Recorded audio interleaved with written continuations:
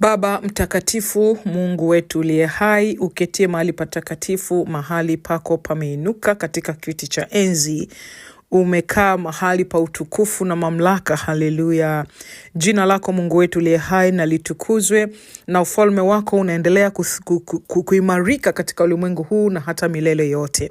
Tunakushukuru kwa siku nyingine, siku mpya. Tunaipokea kutoka kwako kwa shukrani, tukilisujudu jina lako na kukuinua wewe, ambaye katika kiti chako cha enzi wenye uhai wa nne wanakuimbia utukufu, e Mungu uliye hai. Wazee 24 wanakuimbia utukufu, e Mungu uliye hai. Nasi watakatifu tulioko duniani tunakutukuza na kukushukuru, kwa kuwa wewe ni mwenye fadhili, kwa kuwa wewe ni mwenye huruma, kwa kuwa wewe ni mwema, Mungu wa fadhili nyingi na ukuu mwingi. Haleluya. Baba, asante katika jina la Yesu. Hata wakati huu sasa tunapoingia kwenye tafakari ya neno la Mungu, Rhapsody ya uhakika, Mungu wetu asante kwa neno lako la uzima. Mungu wetu asante kwa uwezo na mamlaka iliyoko katika neno lako, ambalo linaweza kupenya na kuyasoma mawazo ya mwanadamu na kugawa mafuta na viungo na kuijua nia ya moyo wa mwanadamu. Neno lako Bwana leo hii linamhudumia kila mmoja mwenye nafasi ambayo umemjalia kuweza kusikiliza neno hili na kufuatilia tafakari hii katika jina la Yesu Kristo. Asante Mungu wetu, asante Roho Mtakatifu, kwa sababu wewe ni mwalimu wetu, wewe ni kiongozi wetu, wewe ni msaada wetu, wewe ni mshauri wetu, wewe ni kimbilio letu, wewe ni standby, wewe pamoja nasi hata ukamilifu wa dahari. Asante Mungu wetu, katika jina la Yesu Kristo naziombea roho zote zinazokwenda kusikiliza neno lako, roho za wanadamu, nafsi za wanadamu ambao umewapa nafasi kwa neema yako kuweza kusikiliza tafakari hii. Baba, asante kwa sababu kwa uwezo wa jina la Yesu Kristo wanapokea neno lako, wanawekwa huru, wanaongezewa ufahamu wa kiungu na kutembea katika haki yao, kwa sababu ndivyo alivyofanya Kristo Yesu alipokuja duniani. Ametualika katika ufalme wako na kutufanya washirika pamoja nawe. Ametupa nafasi ya kuingia mahali patakatifu na katika mamlaka ya kiti chako cha enzi kukemea na kutoa matamko ambayo katika hayo, Mungu, utukufu wako, fadhili zako na maneno yako ya uzima yanathibitika katika ulimwengu huu, katika jina la Yesu Kristo aliye Bwana na Mwokozi. Amen and amen na amen. Haleluya. Shalom, shalom, shalom. Mtu wa Mungu popote pale ulipo, msikilizaji popote pale ulipo, mpendwa popote pale ulipo, na kila mmoja ambaye umepata neema ya Mungu wetu kusikiliza tafakari ya neno la Mungu hii leo. Tafakari inayoandaliwa na mchungaji Chris inapatikana kwenye Rhapsody ya uhakika au Rhapsody of Realities kwa Kiingereza. Mimi naitwa Zawadi Machibia, na mara zote nikikuletea hizi tafakari zinakujia kupitia Mtawala Radio ya mtandaoni, radio ya internet, online radio. Kipindi hiki saa 12:30 mpaka saa 1 kamili za asubuhi, saa za Afrika Mashariki. Basi neno leo, ujumbe wetu unasema, unasemaje? Unasema ushirika endelevu na Roho. Ushirika endelevu na Roho. Neno la msingi tunalipata kutoka kitabu cha Warumi sura ya 8 mstari wa 6, ambao unasema, kwa kuwa nia ya mwili ni mauti, bali nia ya Roho ni uzima na amani. Nia ya mwili ni mauti. Kwa nini? Kwa sababu mwili ulitoka mavumbini, utarudi mavumbini. Bali nia ya Roho ni uzima na amani, kwa sababu Roho haifi. Roho ya mtu ikiwa na amani, roho ya mtu ikiwa na uzima, ndio uhai wake wenyewe. Hivyo kwa hiyo mtu aliyo katika Kristo Yesu anao uzima wa milele, na roho yake iko katika uzima na amani. Naam, katika ufafanuzi katika huo mstari ambao ndio neno la msingi katika tafakari ya leo, Warumi 8:6, mstari huu unaosema kwa kuwa nia ya mwili ni mauti, bali nia ya Roho ni uzima na amani. Tafakari hii inafafanuliwa vyema na mchungaji Chris kwa kusema, mara nyingi watu wanahangaika kuwa na ushirika wa kweli na Roho Mtakatifu, kwa sababu kila mara wanaishi kwa kutokea kwenye akili zao. Wao ni watoto wa mwilini, wanaojishughulisha na ufahamu wa duniani, waliojaa mawazo ya kidunia na wanaoongozwa na tafakari za mambo ya kawaida. Hata hivyo, Biblia inasema nia ya mwili ni mauti, bali nia ya roho ni uzima na amani.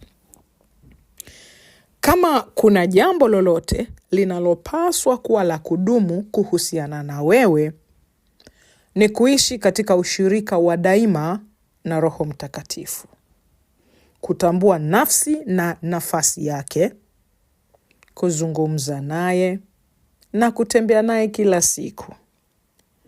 Waraka wa pili kwa Wakorintho sura ya 13 mstari wa 14, Biblia inasema, neema ya Bwana wetu Yesu Kristo na upendo wa Mungu Baba na ushirika wa Roho Mtakatifu viwe nanyi nyote.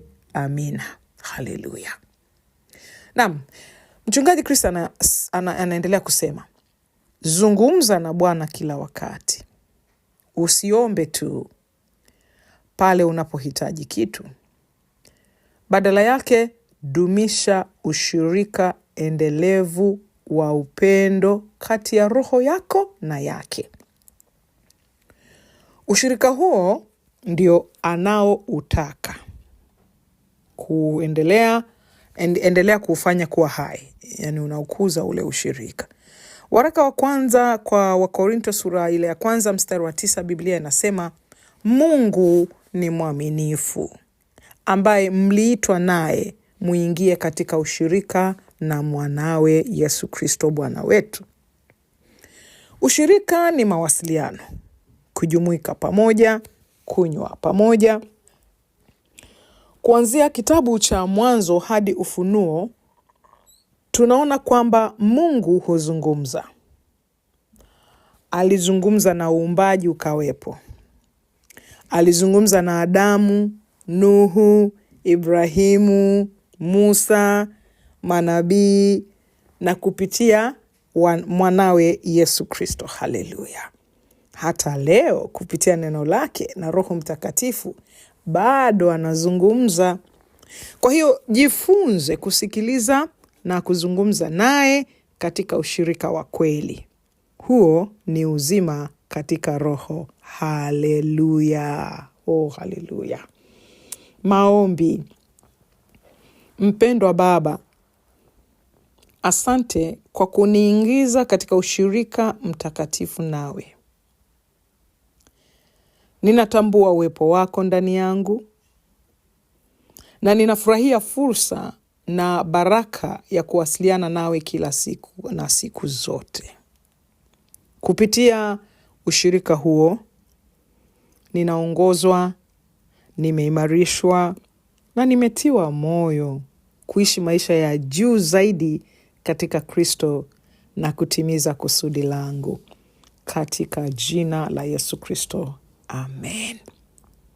Basi masomo zaidi katika tafakari ya leo yako katika kile kitabu cha Wakorintho wa pili sura ya 13 mstari wa 14. Neno linatuambia, neema ya Bwana wetu Yesu Kristo na pendo la Mungu Baba na ushirika wa Roho Mtakatifu ukae nanyi nyote. Haleluya. Ile Yohana Mtakatifu sura ya 16 mstari wa 13, Biblia inatuambia, lakini yeye atakapokuja, huyo Roho wa kweli, atawaongoza awatie kwenye kweli yote. Kwa maana hata nena kwa shauri lake mwenyewe, lakini yote atakayoyasikia atayanena, na mambo yajayo atawapasha habari yake. Waraka wa kwanza kwa Wathesalonike sura ya 5 mstari wa 17, Biblia inatuambia, ombeni bila kukoma. Haleluya, haleluya. Maneno ya Mungu ni maneno mazuri sana. Yanatutia nguvu, yanatupa uongozi, yanatufungulia mlango wa baraka nyingi, kwa sababu kila tunaposikia neno la Mungu tunabarikiwa, tunainuliwa, tunajengwa, tunaimarishwa. Tunapewa ufunuo, tunapewa siri za ufalme, na siri kuu hapa ni Kristo Yesu. Tumaini la utukufu katika maisha yetu. Hiyo sasa ndio tafakari ya mtu wa Mungu ambayo ametushirikisha hii leo. Anasema habari ya sisi kuwa na ushirika wa kudumu na Roho Mtakatifu. Roho Mtakatifu, katika kutafakari zaidi hii tafakari ya leo, Roho Mtakatifu ni amana yetu. Na neno la Mungu linasema pasipo Roho Mtakatifu hatuwezi kumjua Mungu. Na Roho Mtakatifu anachukua neno la Mungu kutufundisha sisi zaidi na zaidi. Sasa mtu wa Mungu hapa katika mafundisho yake leo ametuambia vizuri kwamba mara nyingi watu wanahangaika kuwa na ushirika na Roho Mtakatifu kwa sababu wanaishi kutokea au kwa kutumia milango ile mitano ya fahamu. Unachokiona, unachokisikia, unachokigusa kwa maana kugusa, unachokionja kwa maana ya ladha, na unachokihisi kwa hisia. Hivi vyote Biblia inatuambia kwamba ndivyo vinavyofanya mwili kuwa hai. Kugusa, kuona, kuhisi, kulamba kwa maana ya kuonja. Pindi hivi vitu vinapokoma, umwili wa mwanadamu unakuwa hauna maana. Yani manake amekufa, hakuna uhai. Lakini Biblia inasema, Yesu Kristo akizungumza na wanafunzi wake akasema, roho ndio itiayo uzima. Mwili haufai kitu. Roho ndio inayotia uzima, mwili haufaidi mtu yoyote kitu chochote.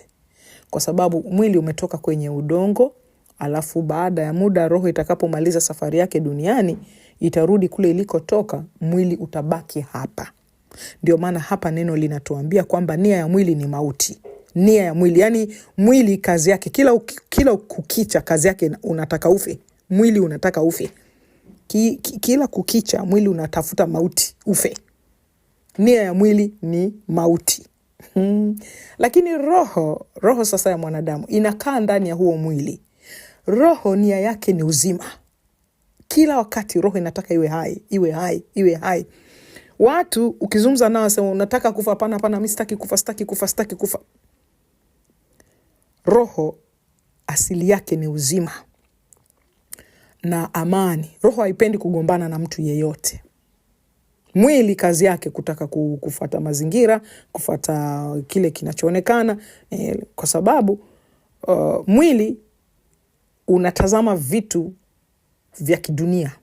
Sasa mtu wa Mungu hapa anatushirikisha kusema,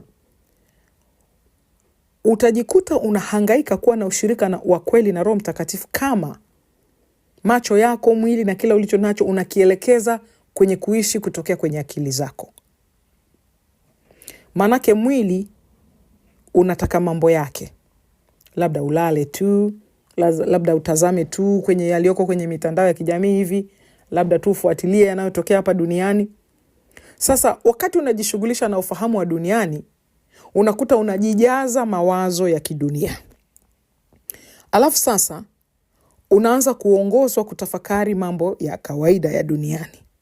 Kwa mfano, habari zinaweza kukuambia shilingi imeporomoka, dola imeporomoka, sijui uchumi wa dunia umeporomoka, sijui ziko habari hizo nyingi tu za upande wa kushoto, kwa maana habari hasi, negative news. Kila mahali. Sasa ufahamu wako ukiendelea kusikiliza hizi habari za kidunia, unajenga mawazo ya kidunia na unakufanya utafakari mambo ya kawaida ya duniani hapa. Lakini Biblia imetuonya, imetufundisha katika somo letu la leo kutoka kwa mchungaji Chris ni kwamba nia ya mwili ni mauti. Bali nia ya roho ni uzima na amani. Sasa kama unataka ushirika ulio hai na Mungu kupitia Roho wake Mtakatifu, hapa anatuambia tunapaswa kudumisha kuhusiana naye. Kwanza kutambua kwamba yu ndani yetu. Kama umekwisha kumpa maisha Bwana Yesu, wewe katika ufalme wa Mungu, wewe ni raia wa mbinguni, kwa hiyo unajishughulisha na mambo ya mbinguni. Kwa sababu ukiwa raia wa mbinguni afu kana unajishughulisha na mambo ya duniani, utakuwa unajichanganya mwenyewe.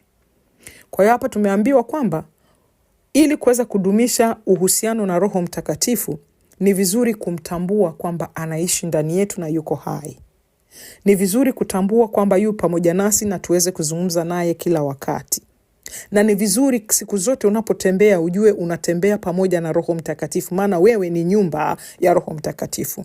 Siku ile ulipompa Bwana Yesu maisha yako, Mungu alikufanya wewe kuwa makao yake. Unamkumbuka Bwana Yesu katika kitabu cha Yohana Mtakatifu, nafikiri ile sura ya 14, alisema mtu akinikaribisha, 14:15-16 pale, alisema mtu akinikaribisha mimi na Baba tutakuja kwake. Tutaingia kwake na tutafanya makao, tutakula naye naye atakula pamoja nasi. Maana yake nini? Kwamba Roho Mtakatifu na Baba katika jina la Yesu Kristo wanakaa ndani yetu katika utimilifu wote. Kwa hiyo tuna nafasi nzuri ya kuzungumza na Bwana kila wakati.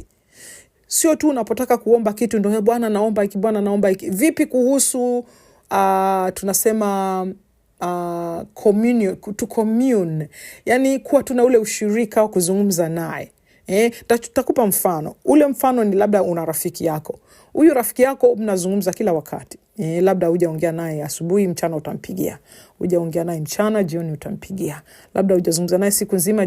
Sasa ile hali ya kutaka kuzungumza na rafiki yako inakufanya udumishe ushirika pamoja naye. Sasa Roho Mtakatifu ni rafiki yetu. Roho Mtakatifu ni rafiki yetu. Hapa Biblia imetuambia kabisa kwamba atatupasha habari ya mambo yajayo. Kumbe kama nataka kujua habari za kesho, ninaweza kuzungumza na Roho Mtakatifu akanisaidia kunifunulia mambo ya kweli. Kwa sababu Biblia imetuambia hapa kwamba yeye ni Roho wa kweli. Anatuongoza, anatutia kwenye kweli yote. Sasa neno la Kiingereza lina mambo, hili neno kweli, Kiswahili tunayo kweli tu, lakini kwenye Kiingereza kuna maneno mawili, kuna facts na truth. Sasa truth hapa ni Roho Mtakatifu. Facts ni vitu ambavyo unaweza kukusanya, kilitokea hapa, kulitokea pale, kukusanya, lakini Kiswahili kina neno tu kweli. Hapa kwenye Yohana 16:13 tunaambiwa kwamba Roho wa kweli anatuongoza kututia kwenye kweli yote. Kwa maana haneni mashauri yake mwenye, ananena shauri linalotokana na yale anayoyasikia kwa Mungu kupitia neno lake, Mungu aliye hai. Kwa hiyo ukifuatilia utakuta kwamba yeye ndio anayetupasha habari ya mambo yajayo. Sasa hivi tunapozungumza, kote uliko, watu wawe China, wawe sijui Afrika, sijui Marekani, ukifuatilia utagundua kila mtu anasema ni siku za mwisho, ni siku za mwisho. Hawasemi tu kwa sababu wanapenda, ni kwa sababu Roho wa Mungu anatupasha habari ya mambo yajayo. Mambo yajayo tunayapata kutoka kwa Roho Mtakatifu. Yeye ndiye anayetuelekeza kusema kwamba ukifuatilia maandiko utakuta ishara zote alizozitaja Bwana Yesu na neno la Mungu lilivyosema zimekwisha kutimia. Maana yake nini? Unyakuo wa kanisa la Kristo Yesu unatokea wakati wowote. Na akisha kunyakua kanisa lake, Biblia inatuambia kwamba kazi za mpinga Kristo zitaanza sasa kudhihirika. Saizi mpinga Kristo anajaribu kuzipenyeza hivi, kuna mambo mengi yanatokea. Lakini wewe ambaye Mungu amekuita, hata wakati huu sasa wasikiliza au waisikia sauti yake, amekuita katika ufalme. Nasi ambao tumepewa jukumu la kuwapatanisha watu na Mungu, maana tuna jukumu la kupatanisha ulimwengu na Mungu wetu aliye hai. Tunaendelea kukufikia wewe kwa sababu sisi tayari tulikwisha kuitwa katika ufalme, tuko ndani ya ufalme na Mungu ametupa kazi ya kukuita wewe kule ulieko nje uweze kuingia ndani. Ukiingia ndani, macho yako yanatiwa nuru.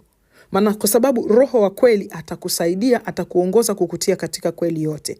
Na hapo sasa, roho yako ikiwa hai, manake mwili hauna faida. Kwa maana nini? Kwa mambo ya dhambi unakuwa umekufa, kwa mambo ya Mungu aliye hai unakuwa uko hai.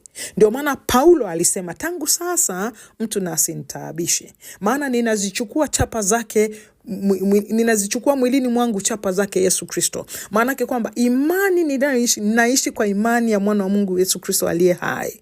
Mambo ya mwili hayapo. Kwa nini nasema hayapo? Ukiwa hai rohoni, ndio maana utaendelea kuwa na ushirika na Roho Mtakatifu. Roho Mtakatifu atakuongoza kufanya mambo ambayo pengine wewe katika hali ya kawaida usingeweza kuyajua.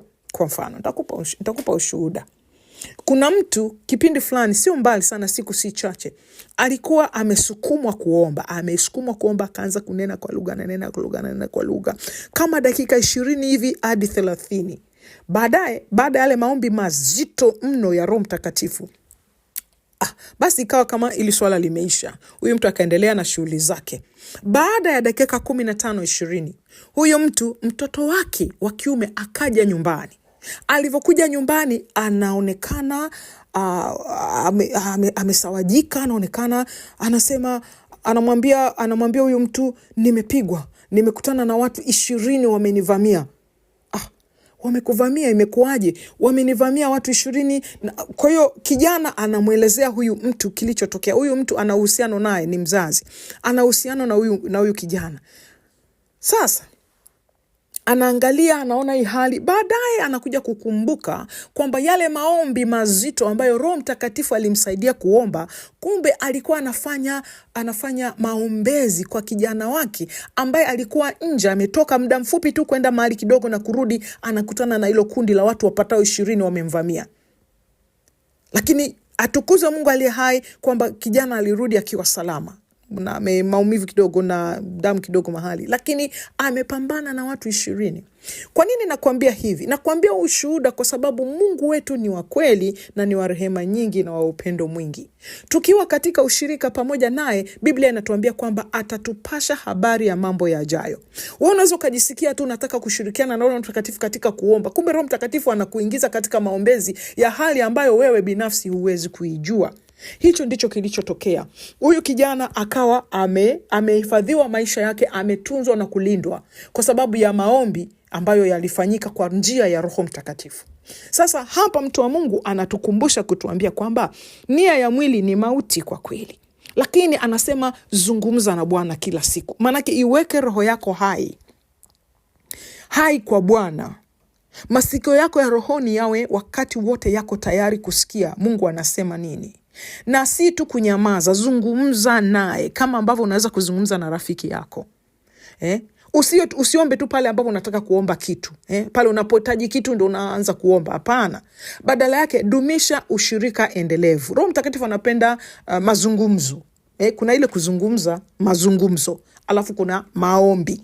Alafu kuna ule ushirika, kucommune, ule ushirika. Ndio maana nasema ushirika wa Roho Mtakatifu ukae nasi. Kwa hiyo huo ushirika ni mawasiliano. Huo ushirika ni kujumuika pamoja. Huo ushirika ni kunywa pamoja, drinking together. Ushirika wa kunywa pamoja. Manake unatembea na Roho wa Mungu kila mahali unakokwenda. Biblia inasema Roho wa Mungu ametupa sisi kuwa amana kwetu.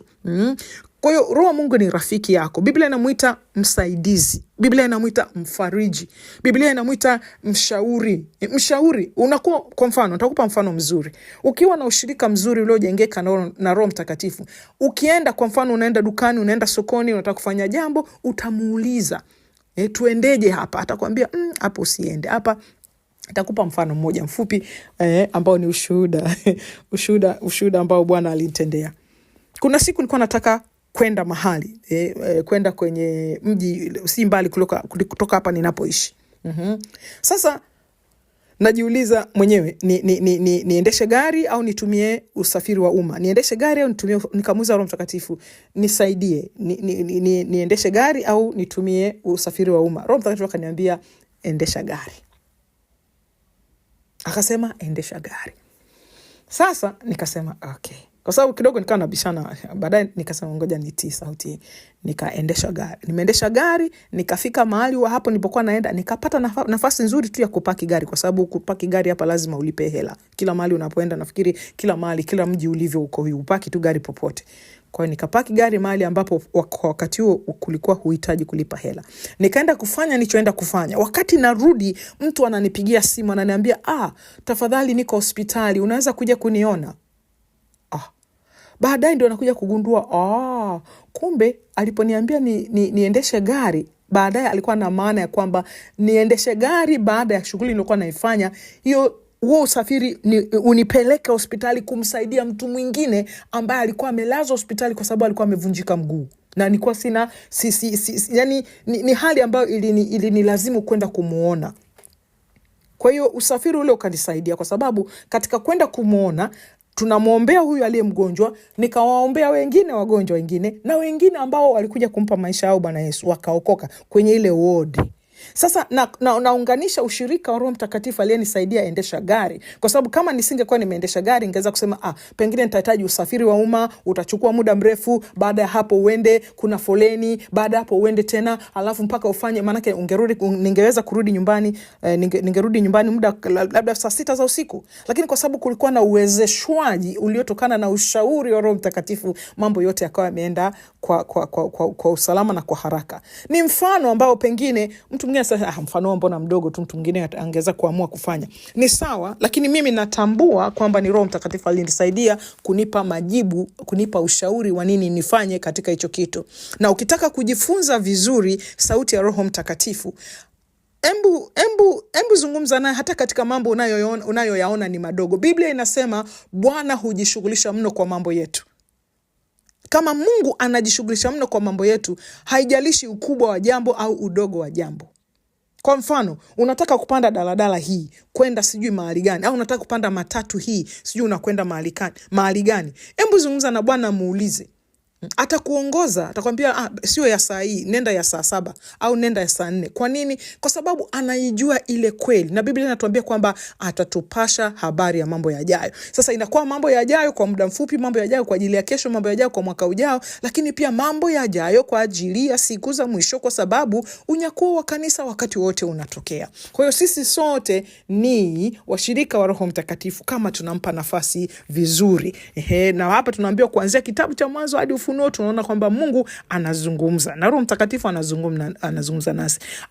Mungu alizungumza katika uumbaji, alizungumza na Adamu, akazungumza na Nuhu, akazungumza na Ibrahimu, akazungumza na Musa, anazungumza na manabii, na kupitia mwanawe katika siku za mwisho anazungumza nasi. Kwa hiyo jifunze kusikiliza na kuzungumza naye Roho Mtakatifu katika ushirika wa kweli. Huo ndio uzima katika Roho. Haleluya. Muda umenitupa mkono, basi nataka tu nikukaribishe kwa Bwana Yesu. Kama hujampa Bwana Yesu maisha yako, sema hii sala baada yangu. Bwana Mungu, nakuja kwako katika jina la Bwana Yesu. Ninaamini kwamba Yesu Kristo ni mwana wa Mungu aliye hai. Ninaamini kwamba Mungu alimfufua kutoka kwa wafu. Na ninakiri kwa kinywa changu kuwa Yesu Kristo ni Bwana wa maisha yangu kuanzia leo hii. Ninapokea moyoni mwangu kwa imani uzima wa milele ndani ya roho yangu. Nimezaliwa mara ya pili. Haleluya. Naam, hongera sana kama umesema sala hii ukidhamiria kwa dhati ya moyo, kwa maana kwamba kwa nia ya ndani kabisa. Karibu katika familia ya Mungu. Mungu wetu amekusikia, nasi tu pamoja naye katika neema na uongozi wake tunakukaribisha na kuombea uongozi wa Roho Mtakatifu ukakusaidie uweze kujua wokovu na kukulia katika neno lake na uzima wake katika jina la Yesu. Amina. Kama una swali, una jambo unataka kutushirikisha, basi tuandikie alama kujumlisha 255 766 444 996. Mungu wetu aliyezifanya mbingu na nchi, aliye Baba wa milele, akubariki.